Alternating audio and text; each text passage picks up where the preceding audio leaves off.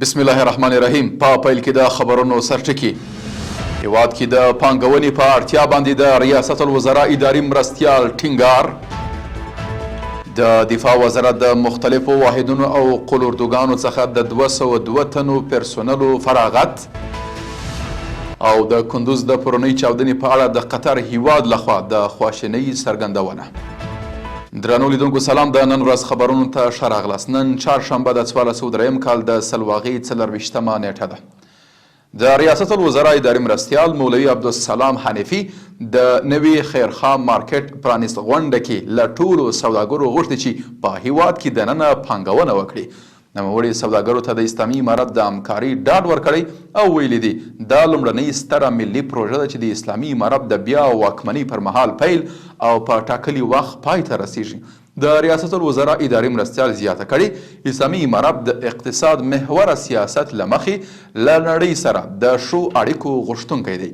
د هیڅ هیواد په کورنیو چارو کې لاسوهنه نه کوي او چاته به د افغانستان په کورنیو چارو کې د لاسوهنې اجازه هم ورنکړل سي.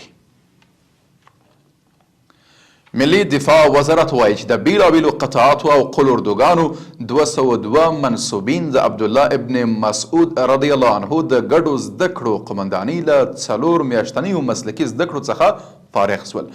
د یاد وزارت په وینا دې منصوبینو ته د ډي سي توپ حفظ او مراقبت SPG نه M24 M2 اوان او سرحدي پیاده کورسونه برخه کې زده کړې ورکړل سوي دي.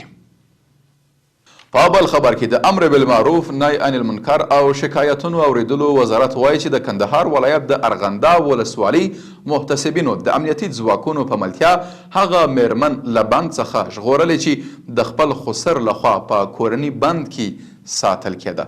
یاد وزارت زیاتوي چې محتسبینو د دې پیښې عاملین عدلي او قضایي ارګانونو ته ورپېژندلي دي. د عامه روغتیا وزارت ویان ډاکټر شرافت زمان امرخیل وایي چې د اسلامي امارت له بیا واکمنېدو څخه وروسته د هیواد په لرې پرتو سیمو کې 350 روغتیایي مرکزونه جوړ سوي دي.